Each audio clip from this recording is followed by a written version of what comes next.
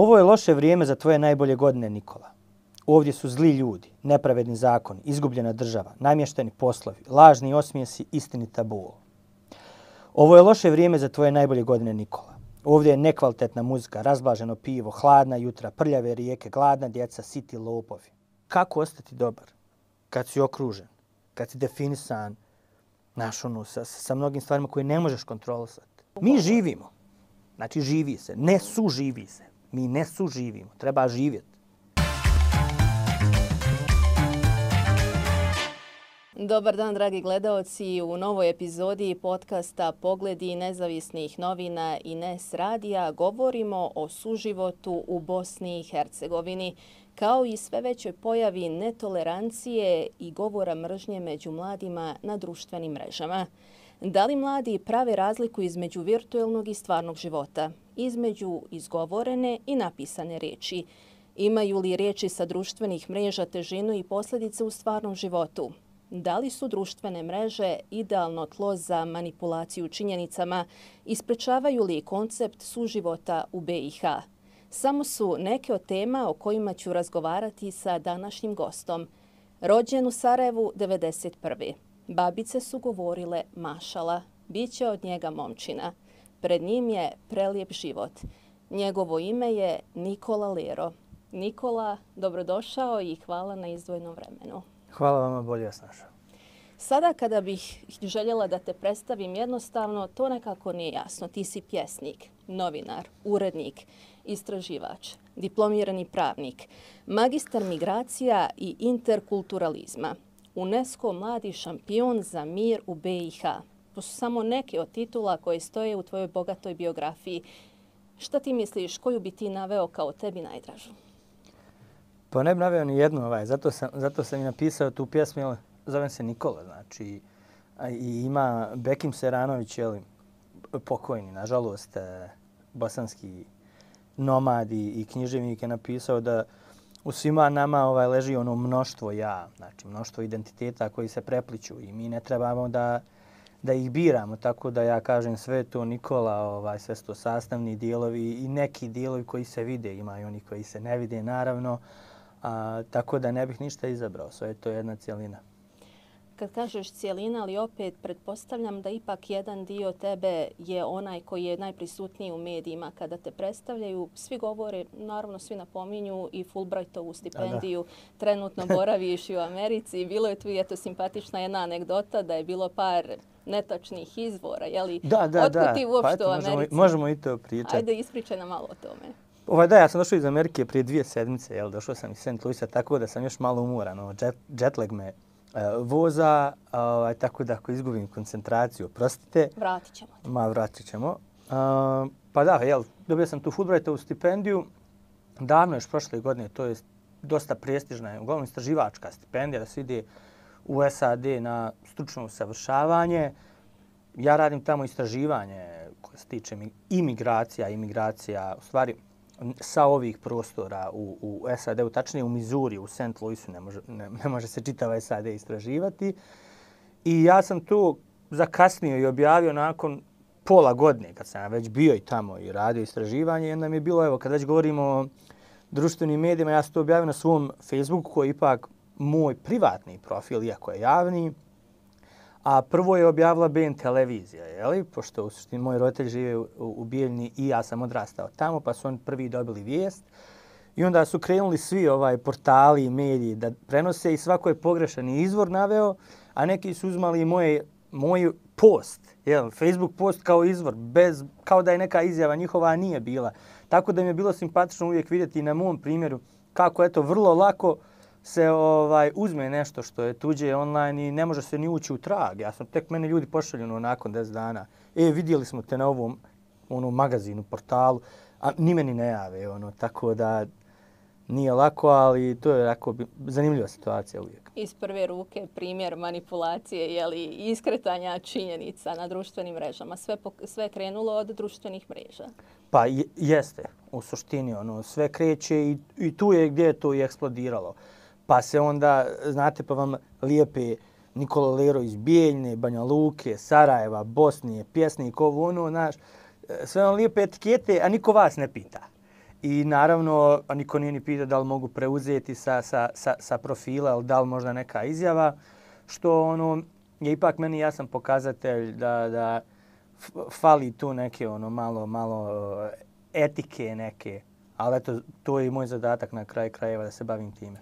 Upravo kada govorite o zadatku, već godinu dana ste UNESCO ambasador, tačnije mladi šampion za mir u Bosni i Hercegovini. Pod jedan, ima li mira u Bosni? Je li moguć taj mir i šta su tačno vaše dužnosti ispred ove organizacije? Bez persiranja, molim. Aha, može. Još sam mlad. Mlad smo. Pa da, to je, jel, kao, nosim tu neku titulu UNESCO mladog šampiona za mir na društvenim mrežama, jel? Već godinu i nešto. Zajedno s kolege Roberta Dacišina, ja vjerujem da ga mnogi znaju. Robi je fantastičan i Safeta Kubata. I u suštini naš nekako zadatak je da mi promovišemo jednu odgovornu i ajde kažemo, inkluzivnu komunikaciju i kako se koriste društveni mediji, pogotovo među mladima u BiH. Robi to radi na različite načine, da li je to YouTube, neki videi, Facebook i slično gdje je on baš prisutan. Ja radim to putem možda poezije, Instagrama primarno. Treći kolega ima jednu ekološku Facebook grupu od 70.000 članova gdje ima dosta live. Znači mi želimo da pokažemo ima ljudi koji zaista mladi koji koriste društvene mreže i da se one mogu koristiti. Da li je to mir? Mir je širok, jel, neki pojam, ali više onako za dobrobit zajednice, da to bude malo bolje. I kakve su povratne reakcije hiljada pratilaca tvojih na društvenim mrežama? Kako oni reaguju? Ja znam, ti si objavio i knjigu 47 pjesama o ljubavi, bolu i Bosni. Knjiga je tu sa nama. Možeš izabrati neku pjesmu koju želiš da pročitaš, koja je tebi onako najdraža. Ali prvenstveno, kako mladi, pošto ja znam da i mnoge pjesme objavljuješ na Instagramu i na Facebooku, kakva je povratna reakcija tvojih pratilaca? Ima jedan pjesnik koji je rekao iz Sarajeva, ja pišem malo, ali loše. Ja imam malo pratilaca, znači malo hiljada, ali su dobri. Šta znači da zaista me čitaju i prati. I ja sam se malo bojao kad sam krenuo baš u ovom projektu da pišem tako neke malo, da kažemo, teže ili ozbiljnije pjesme. Kako će ljudi reagovati na to na Instagramu, kako će na Facebooku. Mislim, ljudi vole da se zabavi, jel tako? To je često izvorno, daj da razbijemo dosad, svajpamo, scrollamo. I onda sam ja tako te male pjesme, fragmente objavljivao i moram priznati, reakcije su bolje daleko nego što sam očekivao. Neke pjesme su otišle i viralno, mnogi ljudi mi se javljaju što iz inostranstva, što odavde. Tako da to je i poenta toga i mislim da za mene ta neka online ili digitalna poezija koju sad želim da se bavim nekom video poezijom, eto to je neki novi moj projekat. Ljudi reaguju kad vide istinu, u suštini nečiju istinu, jel tako? A ako smo iskreni prema sebi, to će se vidjeti. Znači to će se vidjeti i na društvenim mrežama, prepoznaće se ljudi, jer pogotovo sa ovih prostora. I ja vjerujem zaista u to i mislim da tu su frekvencije gdje se mi poklapamo. I onda se uhvati ta rezonanca i onda možemo da poljuljamo i napravimo neki, ajde da kažemo, algoritam pa da nešto ode viralno što je dobro. Jel tako? Ima kritički pristup, ali dobar sadržaj. Znači ne mora uvijek biti loš, ne mora biti trash ili cringe ili što bi rekli. Tako da sam ja stvarno zadovoljan. Govoriš o ljubavi, miru i Bosni. Da li ti nedostaje Bosna, jer već godinama i studirao si, radio si u Češkoj, Norveškoj, Belgiji, trenutno živiš u Americi, ali da li ti ipak vuče nešto nazad ovdje? Iako ja kažem u jednoj pjesmi, nisam ja napustio Bosnu, nego ona mene. Nema tog napuštanja.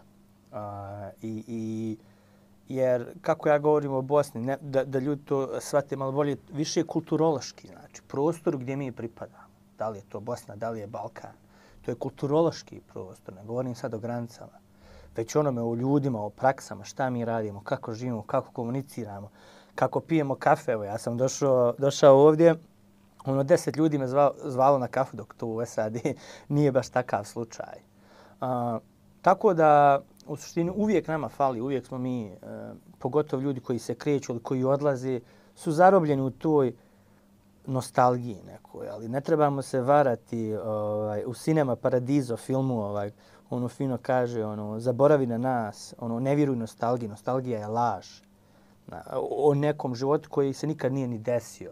U stvari, to je iz jedne moje neobjavljene pjesme, što znači da uvijek ti fali ono jer misliš da će biti bolje. Znači, misliš da će biti bolje ako se vratiš, ako odeš, ali nije to jednostavno. Ja to pokušavam objasniti godinama, da nije odlazak i dolazak, već je to čitav jedan komplikovan proces koji je više u nekim međuprostorima nego od tačke A do tačke B. Tako da ja vjerujem da mi nosimo te naše kulture sa nama, da li su to lokalne kulture, Banja Lučka, Sarajevska, Beogradska, Zagreb ili slično, i da sa tim smo uvijek prisutni bilo gdje bili. Znači da je to u nama, a da to nisu samo spoljni faktori. Dosta vremena provodiš na društvenim mrežama, u opisu ti je posla. Nažalost. Da, i vjerujem da si primijetio taj sve veći trend mržnje, govora mržnje i netolerancije, posebno među mladima. Govorimo o mladima, znači mlađima i od tebe i od mene. Da. To su čak generacije koje se i ne sjećaju rata, koje nisu ni bile rođene kada se to dešavalo, ali kada čitaš, na primjer, na portalima, kada čitaš komentare, ta količina mržnje je frapantna. Kako ti reaguješ na to? Eto, došao si iz Amerike ovdje, vidiš ljude, mi svi živimo zajedno, kao super nam je, ali opet na društvenim mrežama leglo je mržnje. To je, mislim, to je zanimljivo. Na većinu stvari koje ja objavim, baš te generacije, recimo mojih roditelja, ali moja malo starija generacija, bolje reaguju.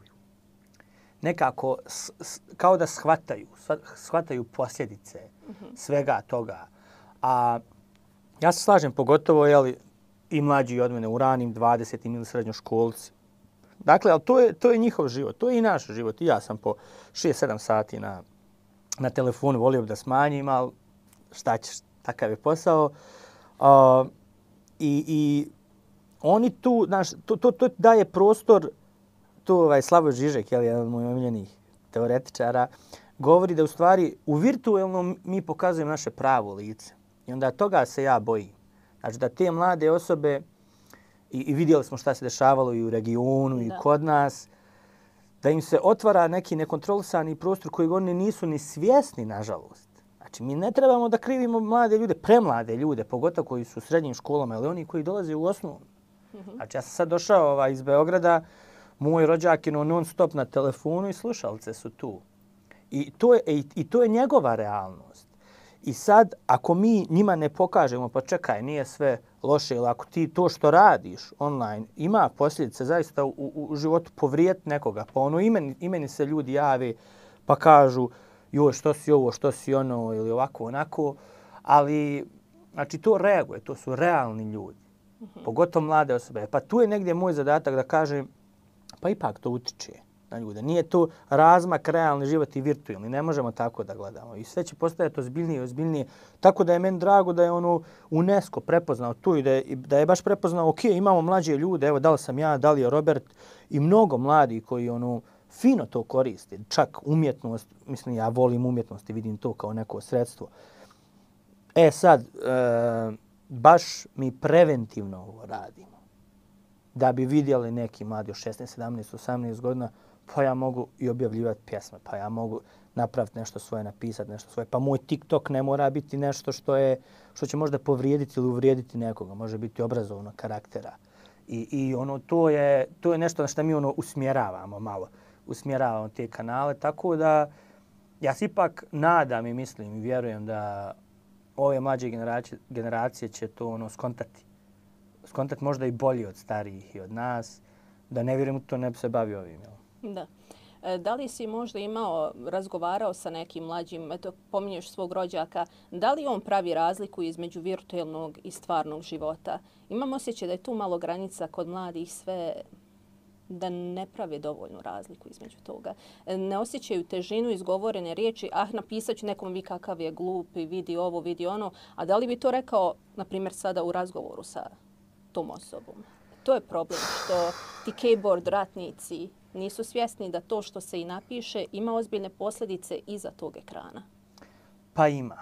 Ja mislim, evo vidjeli smo i ovdje u Banja Luci, ja sam tad bio u Americi, nasilje koje se desilo i kako su se ljudi organizovali preko društvenih mreža i onda se to prelilo u fizičko nasilje u gradu. Baš zbog toga što nema tu granice, opet ja ponovo nekako ja promovišem tu cjelinu i to je dio tvog života. Da, oni odrastaju s tim. Pa i mi odrastamo, i mi smo. Da. Znači, čak da stariji. Znači, tu je gdje mi dobijamo informacije, gdje se skupljamo, gdje mi stvaramo našu zajednicu. I, nažalost, ja mislim da baš ti komentari u stvari su odraz realnog stanja na koje treba reagovati. A ne nekog stanja, fiktivno, naravno, ima nekih ljudi koji će samo nešto napisati onako i nastaviti dalje, nastaviti dalje scrollat, napraviti ovo i glupati ova pjesma. U redu. Mislim, možda i jeste, hvala na komentaru, ali kod mlađih, njima je to realnost i nama je to realnost. Tako da. Ti imaš odličan uvid u život mladih ovdje, jeli iz Bosne si i u Evropi živio si, radio, studirao tamo, a sad si u Americi. Da li ima razlike između mladih ili ti vidiš da je to kao globalni već problem postao? Pa globalni je problem. Mislim, globalni je problem. Nisam ja ova ideja kao UNESCO mladi šampion za mir na društvenim mrežama, to je baš na društvene mreže, to je globalna inicijativa. Jer se prepoznalo, ne znam, pa imamo i u Kolumbiji, i u Keniji i slično. Tako da i bit će samo veći i veći, da kažemo, neki problem sa kojim bi se trebalo suočiti da vidimo kako možemo pristupiti njemu. Ja čak mislim da malo i kaskamo, jer idu tehnologije, brzo idu, evo nova mreža, Meta je izbacila i to je odmah skočilo. Ne znam, milijardu korisnika u 2 dana. Da, konkurencija Twitteru, je li tako? Pa tako nešto. Znači, dakle, mada kod nas fali po meni malo više obrazovanja zaista o tome koliko su mediji moćni. I te neke, neću reći kontrole, ali da ipak da ima neka odgovornost ako se nešto uradi, kaže u online prostorima da ne može tek tako proći. Pa ja se nadam opet da kod nas fali malo toga. Medijske pismenosti. Pa fali medijske pismenosti, da li to zovemo da medijska pismenost ili kako, na koji način se koristi, šta ja čitam, šta ja gledam. Tako. Tebe prate iz Sarajeva i iz Zagreba, iz Banja Luke i pretpostavljam da ljudi koji tebe prate, u suštini ti znaš već svoju ciljanu publiku, ko su, šta su i kakvi su, ali da li si ti bio na predmetu, mislim, da li si ti možda bio, kako da kažem, da si osjetio tu mržnju preko društvenih mreža? Mislim, ljudi koji mene prate jesu, od Beograda, Amsterdama, Zagreba, mislim, to je nevažno.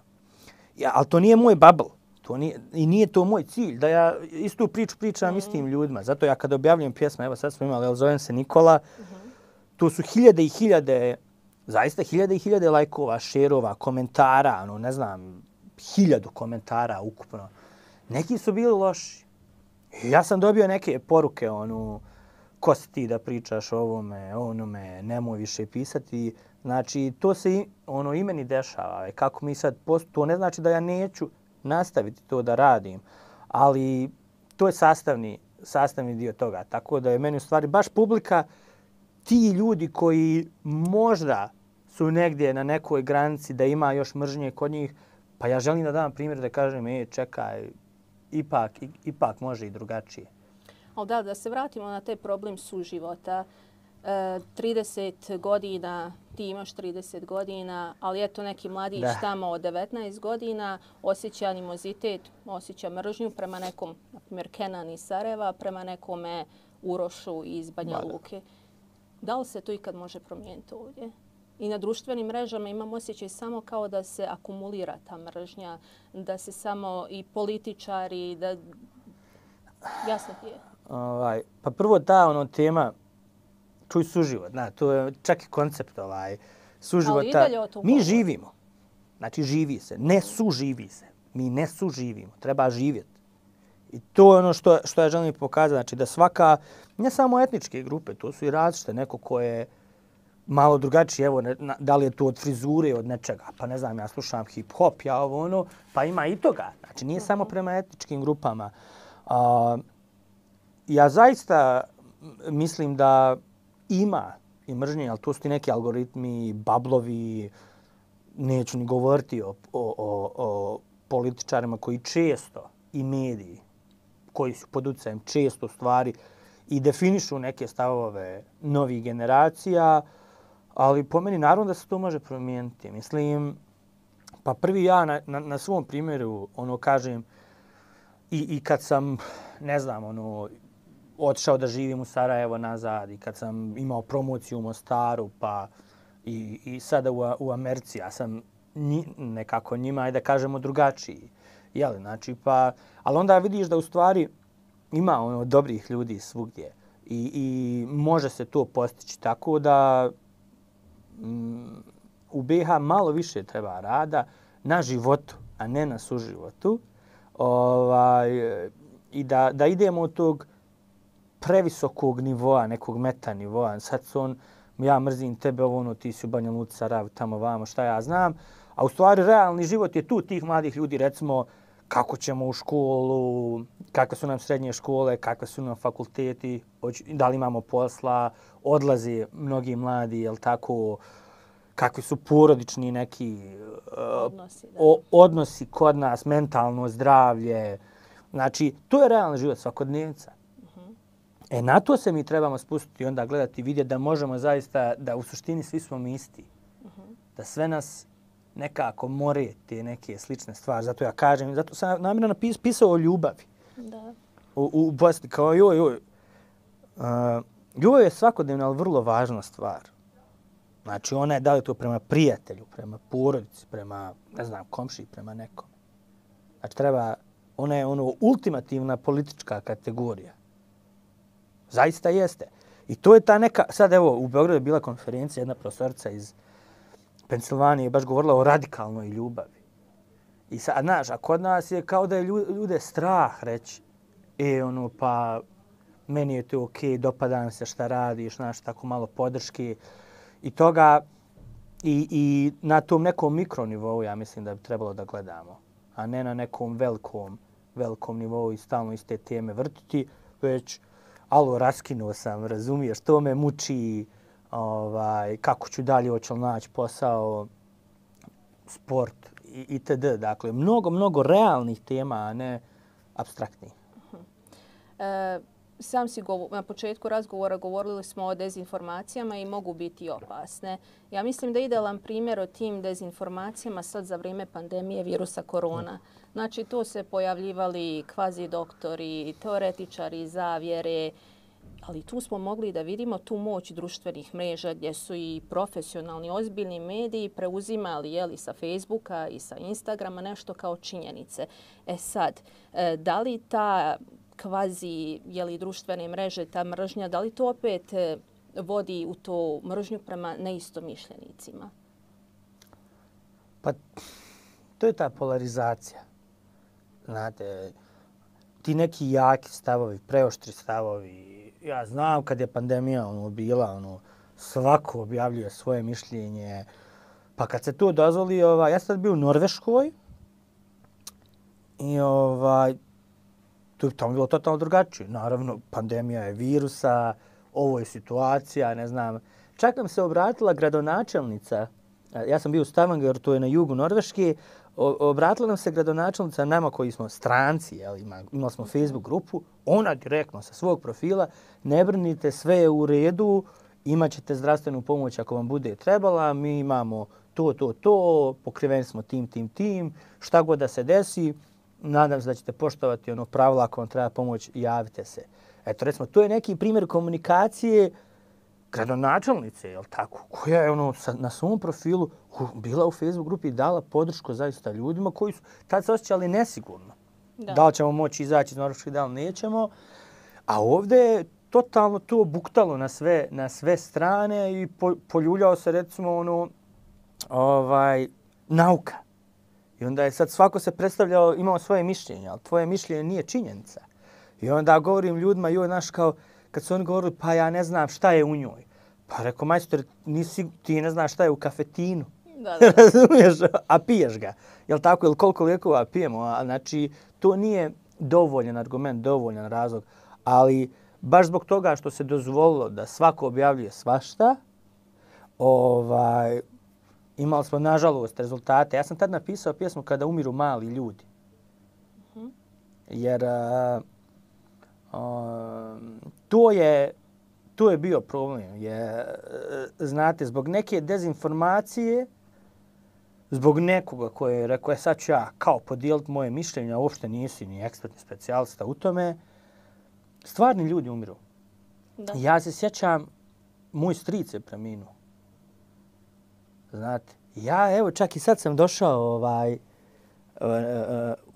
kad sam došao u Bijeljinu i otišao sam u jedan frizerski salon i kao pa eto ne znam, eto opet ta priča o koroni, ja stvarno ne vjerujem u to.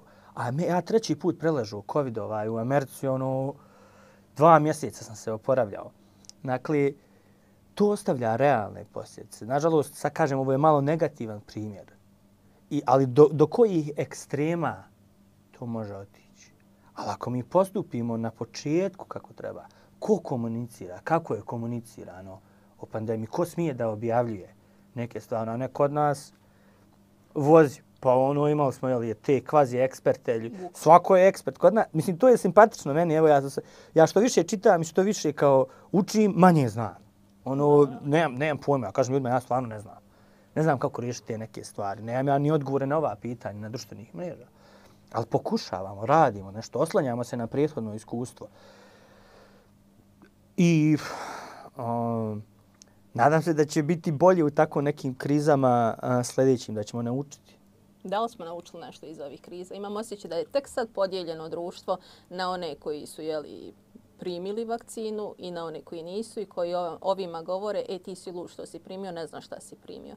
Stalno se dešavaju te podjele. Mislim, uzela sam primjer pandemije virusa korona zato što to je skoro bilo i čisti je primjer tih dezinformacija na društvenim mrežama. Pa, mislim, zato se bore ja i kad sam bio u UNICEF-u, kad smo govorili o vakcinaciji djece protiv malih boginja. I onda mi imamo epidemiju malih boginja. Mislim, to je smiješno kad si dijete, pa te namažu. Jel tako? Ali baš zato ne treba primiti ovo, ne treba primiti ono. Ali tek kad se vidi realne... Nažalost, kod nas ti naučiš kad se udariš. Razumiješ? Kad već proliješ, kako to kažu, mlijeko, šta ja znam, šta već. Znači, kad već dobijemo posljedice, mi tek onda naučimo. I to slabo. Sad evo, kao mi smo slabi učenici istorije. A zaista jesmo. Kod nas nešto bilo prije 7 dana, znaš, i onda i to je tu gdje mi trebamo vraćati. I da kažemo, sjećate se kad je ovo pa je, ne znam, 10.000 ljudi, nažalost, više nije sa nama. Tu su dezinformacije opasne. I ja mislim da je odgovornost, da malo konkretizujem, da je odgovornost u tebi, u meni. Da ja dođem, da kažem mojim roditeljima, da kažem ujaku, da se obratim zajednici na Facebooku. Znači, ja mogu to reći. Ljudi, ne znam, primio sam 3. vakcinu, nema veze. Mlad, ne mlad. Znači, da to guramo. I da svako od nas je mediji. Svako od nas je mediji i neki kanal. A recimo za 10 godina tako će i biti. Osobe će biti glavni mediji. A ne ultra velike korporacije ili televizije. Biće one tu uvijek prisutne, ali to će padati. Mislim, vidimo influencere sa 1 milion ljudi koji prate i kod nas, 2, 3, 5. Pa to je moćnije od bilo koje televizije u suštini. Ovdje. Ali samim tim je i odgovornost na tim ljudima veća. Pa i odgovornost. Ja neću imenovati sada neke vrlo uticajne i uspješne ljude, pa kao vidi kako on. Dakle, tu je ta opasnost. I onda ti slušaš nekog ko ne zna ništa o nekoj temi i to se odrazi u realnom životu. Tako da, onda se ponovo vraćamo onome, znaš ti uopšte šta čitaš, u šta gledaš? Znači, šta čitaš? Šta primaš? Da li su to nezavisne, da li je to, ne znam, buka. Ja znam kad sam gostovao na N1, jedan član porodice kao, ne gledam ja tu. Znaš, pa rekao, dobro, ne moraš gledati, pogledaj mene, rekao. Znaš, ja sam gostovao, rekao, saslušaj mene bar 20 minuta. Znači, čista ta neka oštra polarizacija medija kod nas, ali ja razumijem ljude. Razumiju da oni su malo i pogubljeni. Znaš, pogubljeni su, ne znaju. Tu je tu neka moja uloga i ovih, kad kažemo mladih šampiona i mlađe generacije, da uskoče malo i da kažu pa ovako je, pa ovo je izvor, pa ovo je nikakav izvor, ovo je ukradeno. Tu nikad nisam, ja sam nalazio tekstove gdje meni prikače da sam nešto izjavio, nikad nisam izjavio. Znači ja nisam tu izjavio. Tako se borimo, znači možemo se boriti protiv toga. Ti imaš svoj glas, ti imaš svoju publiku i možeš da se boriš protiv tih neistina, ali kad već govorimo o tvojoj publici, možeš li izabrati neku od pjesama koje onako misliš da bi ostavile onako fin dojam našim slušalcima i gledaocima? Nisam ništa... Izaberi neku. Nisam svoju knjigu, znači, otvorio godinu. Prošle godine sam je objavio, imao turneju. Kako uopšte došlo do objave knjige? Sa kim si je objavio u saradnji? Pa ovo je sa književnom zadrugom, jednim mladim izdavačkim kolektivom koji nije nigdje sad specijalno, da kažemo, registrovan sjedište, jer smo i mi razbacani svugdje negdje. Samo mladi autori se objavljuju. I ja sam opet želio da sve to što sam ja po društvenim mrežama objavio da imam na nekom mjestu. Mada više ljudi će pročitati online nego što ja mogu odštampati ovih knjiga. I ja sam želio nekako da zaokružim tu neku priču i da nešto bude kao i za mene. Da kažem, možemo i to. Možemo se baviti poezijom na društvenim mrežama. Ljudi to, meni ne vjeruju da, ja kažem, meni je posao da pišem poeziju na društvenim mrežama. I to je prelijepo. Da. Nema ništa ljepšeg od toga. A što se tiče pjesme, ne znam, Boga, morat ćeš sačekat malo da nešto vidim.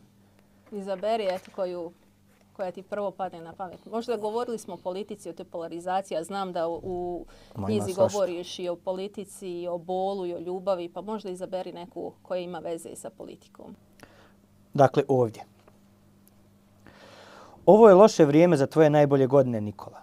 Ovdje su zli ljudi, nepravedni zakoni, izgubljena država, namješteni poslovi, lažni osmijesi, istinita bol. Ovo je loše vrijeme za tvoje najbolje godine, Nikola. Ovdje je nekvalitetna muzika, razblaženo pivo, hladna jutra, prljave rijeke, gladna djeca, siti lopovi.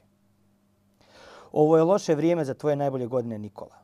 Ovdje je zatrovan zrak, krvavi trotoari, zabranjena borba, poražena umjetnost, glasna mržnja, tiha poezija. Ovo je loše vrijeme za tvoje najbolje godine, Nikola. Reci mi kako ćeš ostati dobar. Loše vrijeme. Za najbolje godine. Loše vrijeme, da li je možda i to i razlog zato što si otišao u Ameriku, otišao van granica BiH? Ponovo, znači, nisam ja otišao nikada. Ima Edo Majk, odlazim i dolazim.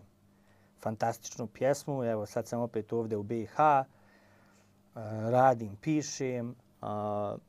Ovo je po meni dio realnosti. Dio realnosti. Jeste, ovo je loše vrijeme za najbolje godine mnogih od nas. I evo meni 30-31, ovi koji tek dolaze. Znači, kako ostati dobar? Kad si okružen, kad si definisan, sa mnogim stvarima koje ne možeš kontrolisati. Tako da, to je, ja mislim, glavno pitanje koje trebamo postaviti sebi. Kako možemo ostati dobri u svemu ovome? I vraćati se tome. I da nam to bude prva i zadnja tačka svakog odnosa. I sa drugima, i sa zajednicom, i sa sobom. Da li je dobro to što ja radim? Za mene i za nekoga drugog. Znači, sve pametovali smo ovo ali na kraju to se može suziti u jedno pitanje, u jednu rečenicu. I odgovor na to bi bio da. Pa odgovor bi bio da, može. Ne bi radio to što radiš, da ne misliš da će to imati neki odjek? Ja vidim. Da vidiš odmah na povratne reakcije. Da. Vidim. Iako znam kad sam počinjao pisati online s 25-26, pa su ljudi kao, bilo je komentara, joj, kakve su ovo gluposti, pa patetično. Ja kažem, pa život je patetičan, ne znam, ovdje takav je kakav je. I onda, kako može poezija? Pa može. Pisanje može. Da li ćemo ga čitati na Facebooku, na Instagramu, na TikToku, to je nevažno. To je samo kanal. Da li je to knjiga? Da li ti ja govorim sad ovdje? I onda ja kad vidim tako da se meni ljudi jave, zaista, a jave se. da ih ja ne znam, nemam pojma, onda me to malo gura i kaže pa možda nije loše ovo što ti radiš, možda valja nečem. Opet ovo pitanje, ali da li ima nade? Da li ima nade za mlade, ali i za starije generacije, zašto da ne, da prihvate ovu realnost kakva jeste i da pronađu u njoj nešto dobro? Da je suđeno nama što smo ovdje da živimo pod istim nebom. Neću govoriti o suživotu, ti si rekao kakav suživot. Život je. Ima li nade?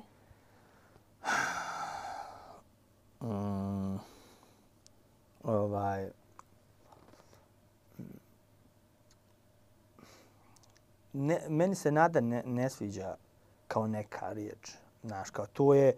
Ima li budućnost? Zapravo budućnosti uvijek da. Ima, mora biti. A sad evo, opet u abstrakciju, kao nade, ima li nade?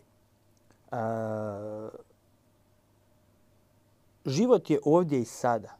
On se dešava ovdje i sada. I mi treba da radimo na tome. Da nam bude bolje. A ako ne radimo, nažalost, trpit ćemo posljedice toga. I u tome ja ne bih govorio ima li nade, već ima li želje. Ako ima želje, ima i akcije, a moraju doći rezultati. Ja kažem, evo, ti si čitala moju biografiju, a ja do prije 6 godina sam ja bio, baš smo sad pričali, jel tako, uz kafu, nezaposlen, nisam završio bio fakultet, nisam mogao naći posao. Znaš, oni kao, što ne radiš, što pišeš pjesme, što se baviš kulturom, kakva nauka, kakva istraživanja. Bilo je par ljudi koji su vjerovali, koji su dali podršku i rekli, moj tata kaže, škola nikad nije izdala. Dobro, on je profesor, jel, predavao u školi, ali nije. Znači, znanje ne izdaje. To je najveće bogatstvo koje možeš imati.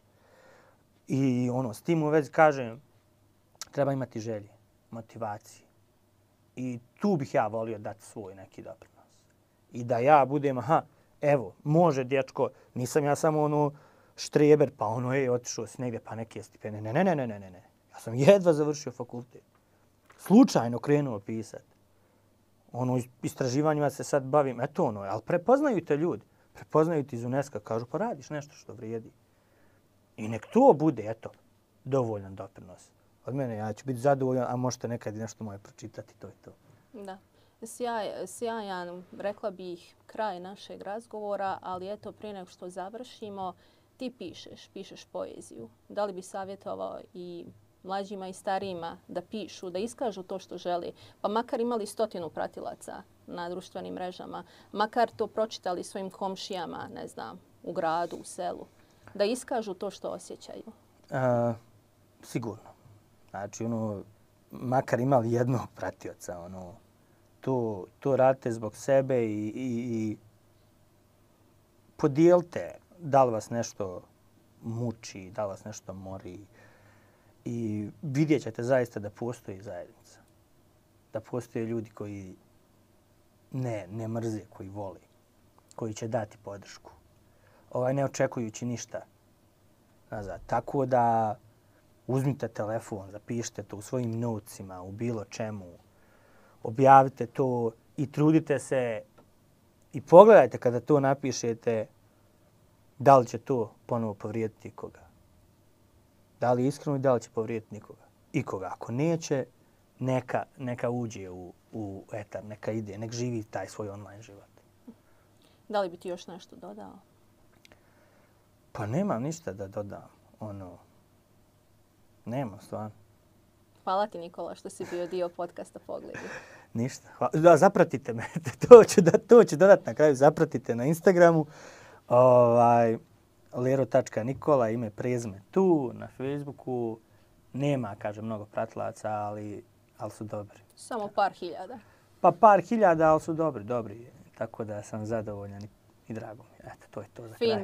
Fin bubble. Hvala još jednom, Nikola. A hvala i vama, dragi gledaoci i slušalci, što ste bili dio podcasta Pogledi.